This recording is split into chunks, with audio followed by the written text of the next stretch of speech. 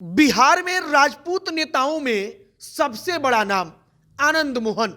और उसी आनंद मोहन को लेकर आज खबर चल रही है कि तेजस्वी यादव ने सरकार में आने के बाद से ही आनंद मोहन के लिए रास्ता बनाना शुरू कर दिया था।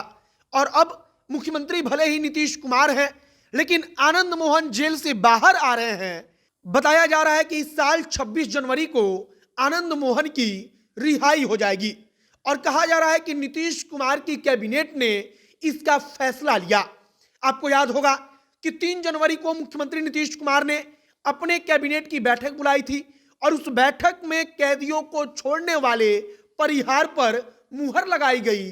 और इसका मतलब कि नीतीश कुमार ने अपनी सहमति दे दी और अब कहा जा रहा है कि आनंद मोहन का नाम उस सूची में शामिल है।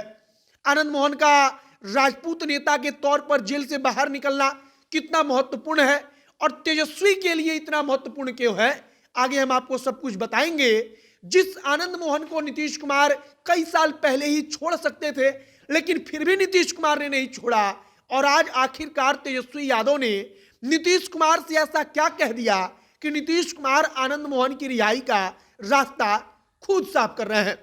सवाल आपके मन में भी आ रहा होगा और आगे हम इन सब पर बातचीत करेंगे। बाकी नमस्कार, मेरा नाम है मोहित कुमार सिंह और आप देख रहे हैं हमारा विशेष कार्यक्रम एक्सप्लेनर। सबसे बड़ी बात कि तेजस्वी यादव जब सत्ता में आए थे तब से ही कहा जा रहा था कि आनंद मोहन अब जेल से बाहर आ सकते हैं।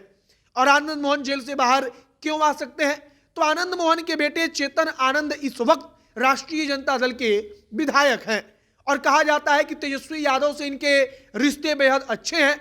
और तेजस्वी यादव जब सत्ता में नहीं थे तब आनंद मोहन को लेकर कई दफा कहा गया कि अगर राष्ट्रीय जनता दल सत्ता में आ जाती है तब आनंद मोहन जेल से बाहर निकल जाएंगे और राजपूतों का नेता उनके बीच होगा। और शायद तेजस्वी यादव के ऊपर इस बात का प्रेशर भी होगा कि अब जब सत्ता में आ गए हैं तब राजपूतों के नेता को जेल से बाहर निकलवाया जाए।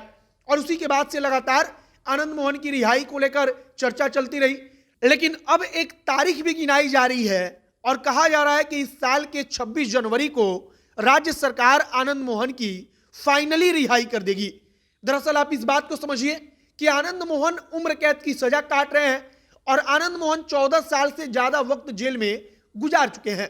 और इसी के बाद से कहा जा रहा है कि अब अगर सरकार चाहेगी तब आनंद मोहन को जेल से बाहर निकाल सकती है, क्योंकि इस बात का फैसला सरकार करती है कि जो कैदी 14 साल तक जेल में रह चुका है उसका व्यवहार कैसा है और इसी व्यवहार के आधार पर उसको जेल से बाहर निकाला जाता है। मतलब कि उम्र कैद की सजा पा चुके कैदी को बाहर निकालने का प्रावधान है कि एक निर्धारित समय के बाद अगर सरकार चाहेगी तो वो जेल से हमेशा के लिए रिहा हो सकता है। अब बताया जा रहा है कि 3 तारीख को नीतीश कुमार की कैबिनेट ने बैठक की थी और उसी कैबिनेट की बैठक में आनंद मोहन की रिहाई का रास्ता साफ हो गया। और उसी के बाद से चर्चा चलने लगी कि अब महागठबंधन के पास किसी बड़े राजपूत नेता की कमी नहीं रहेगी। आपको याद होगा कि कुछ दिन पहले ही जब आनंद मोहन अपनी बेटी की सगाई के अवसर पर जेल से बाहर आए थे तब मुख्यमंत्री नीतीश कुमार को लेकर तमाम मंत्री उनके यहाँ पहुंचे थे। तभी कहा गया कि आनंद मोहन की राजनीतिक हैसियत कितनी है इसका अंदाजा लगा लीजिए। कहा तो यह भी जा रहा है कि राष्ट्रीय जनता दल में इस वक्त राजपूत नेताओं की कमी है और महागठबंधन के पास वाकई में कोई इस प्रकार का राजपूत नेता इस वक्त में नहीं है जो राजपूतों को महागठबंधन के साथ जोड़ सकता है अपने दम पर। लेकिन आनंद मोहन के पास वो राजनीतिक तौर पर हैसियत है कि वो राजपूतों को राष्ट्रीय जनता दल के करीब ला सकते हैं या अपने इकलौते चेहरे के भरोसे राजपूतों को इधर से उधर कर सकते हैं। अब आनंद मोहन की रिहाई को लेकर खूब चर्चा चल रही है और इसी बीच महागठबंधन की आने वाली राजनीति और तेजस्वी यादव के फैसले को लेकर भी खूब चर्चा हो रही है। बाकी अब आनंद मोहन 26 तारीख को जेल से बाहर आएंगे, तब राजनीतिक तौर पर वो कितने एक्टिव होंगे, राजनीतिक तौर पर वो क्या कुछ करेंगे, सब कुछ देखना बेहद महत्वपूर्ण होगा। क्योंकि आनंद मोहन अभी भी अगर आप गौर करेंगे तो उनका राजपूतों में स्वीकार्यता उतनी ही है। मतलब कि राजपूत जाति के लोग, राजपूत जाति के मतदाता आज भी एक तरफा आनंद मोहन के समर्थक हैं। बाकी अब आनंद मोहन के भरोसे महागठबंधन की राजनीति कितनी बदलेगी आने वाला वक्त बताएगा।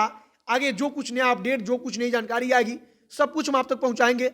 आप जनता एक्शन के साथ बने रहिए। कैमरे पीछे विशाल खड़े हैं और मैं मोहित कुमार सिंह। बहुत बहुत धन्यवाद।